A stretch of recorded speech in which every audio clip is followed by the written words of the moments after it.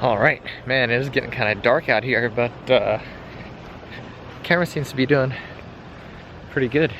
Usually it's not this good. So I just wanted to take a minute to talk about something that I don't think I've talked about yet. So when we first got the chickens and stuff like that, we had some issues with predators and things, and eventually what we ended up doing is getting our livestock guardian dog, Storm, knowing that eventually we would want to use him for other things like maybe sheep, goats. We've got 2 goats now, and things like that. And when we started this, we were trying to figure out the best way to contain him, because you see on Facebook Marketplace or Nextdoor or whatever, there's Great Pyrenees all the time that are just lost, missing, found on the side of the road, whatever the situation is.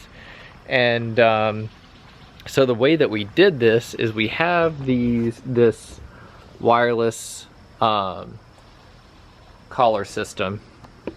So initially, these aren't really meant to be outside, but initially what we did is we had like a tote container, and we put it out in the middle of the yard with an extension cord, and just stored that, like, it emits like a wireless signal in the middle of the yard, and just let it stay there. And that worked for about a year, but then the tote cracked, some water got in there a couple of times, maybe the heat from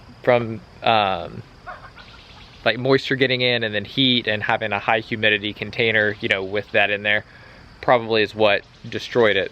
But we like the system so much, and we don't really want to put in an in-ground system, because eventually what we want to do is expand beyond like this edge of the woods, which is where they can get into a little bit, and just a little bit behind the woodshed, right? We want to expand beyond these areas.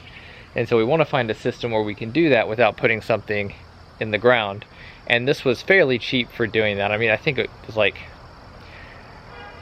$200, $250, something like that. But after running into the issue with the tote, what we ended up doing was we have the woodshed here, and this is gonna keep most of the water off of it since it's fairly high up, and we just bolted it or screwed it into the post here. And so far, I mean, it hasn't gotten any water on it. Every once in a while there's a little bit of condensation that builds up on the underside of this metal roofing that might drip down, but that hasn't happened since we put it up. And if it does, what I might do is just put like a couple of pieces of wood on top of it or something like that to keep it from getting any water inside of it. But it seems that even if it gets water inside of it, you know, maybe a couple times, it hasn't destroyed it. It's just done a little bit of damage. So anyway, just wanted to make a quick post talking about that, because that is part of like the systems that we use to make everything work and work well. Because between the hawks that got our chickens early on, and a fox that got our chickens early on, and you know, other things, because we were free ranging, which that's a different video. Maybe I'll film something about that right after this. But there are just so many issues. But Storm, after getting to about 1.5 years old, he's barking at the hawks that are, you know, flying over, buzzards that are flying over, any raccoons, foxes, or any of that stuff that's running around here, and he's done a really good job at keeping that stuff away.